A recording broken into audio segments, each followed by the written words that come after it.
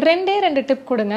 நான் வந்துட்டு அத ஒரு வருஷம் கண்டிப்பா கன்சிஸ்டென்ட்டா பண்ணுவேன். நீங்க 10 டிப்ஸ் குடுக்கறனால தான் என்னால பண்ண முடியல. ஆனா 2 சொன்னீங்கன்னா கண்டிப்பா பண்ணுவேன் அப்டின்னா, என்னோட கோ டூ டிப் வந்துட்டு 1 நம்மள வந்துட்டு ஒரு ஸ்ட்ரீட் டாக் மாரி நம்மளே கற்பனை பண்ணிக்கணும். அதாவது வீட்டுக்குள்ள வளர்ற பெட்ஸுக்கும், வெளிய வளர்ற பெட்ஸுக்கும் நெறைய டிஃபரன்ஸ் இருக்கு. வீட்டுக்குள்ள வந்துட்டு சின்னதா ஒரு இடம் இருக்கும். பெருசா நம்மனால மூவ்மெண்ட்ஸ் எதுவுமே இருக்காது. வீட்டுக்குள்ள வளர்ற பெட்ஸ் வந்துட்டு என்னதான் நல்ல உணவுகள், ஹை புரோட்டீன் சாப்பிட்டாலும் அதோட உடல் பருமன் கொஞ்சம் ஜாஸ்தியா தான் இருக்கும். ஆனா ஸ்ட்ரீட் டாக்ஸ்க்கு நீங்க பார்த்தீங்கன்னா கண்டதையும் சாப்பிடும். ஆனா அதுக்கு இருக்கிற ஒரே ஒரு நல்ல விஷயம் வந்துட்டு மூவ்மெண்ட்ஸ் அண்ட் விட்டமின் டி நல்ல வெயில். ஸோ இது ரெண்டுமே வந்துட்டு வெயிட் லாஸ் பண்றவங்களுக்கு ரொம்ப முக்கியமான விஷயம். ரெண்டாவது ஒரு மெயின் டிப் 6 மணிக்குள்ள டின்னர் முடிக்கிறது. சன்செட் அப்ப சாப்பிட்றத நிறுத்திட்டு சன்ரைஸ் அப்ப ஸ்டார்ட் பண்ணணும். இந்த 6 to 6 நைட் வந்துட்டு நீங்க ஃபாஸ்டிங்ல இருக்கும்போது உடம்புல இருக்கிற எக்ஸ்ட்ரா கொழுப்பு தன்மை எல்லாமே கரைஞ்சு போவதற்கான நேரம் அது ஒன்று மட்டும்தான். 6 மணிக்கு மேலே நீங்க எந்த அளவுக்கு உணவு போட்டாலும் வெயிட் லாஸோட டயட் உணவே போட்டாலும் வெயிட் லாஸ் வந்துட்டு கொஞ்சம் லேட்டாக தான் நடக்கும். எந்த அளவுக்கு உழைக்கிறோமோ நடந்துகிட்டே இருக்கணும் மூமெண்ட்ஸ்ல இருக்கிறோமோ அந்த அளவுக்கு வெயிட் லாஸ்க்கு உதவும்.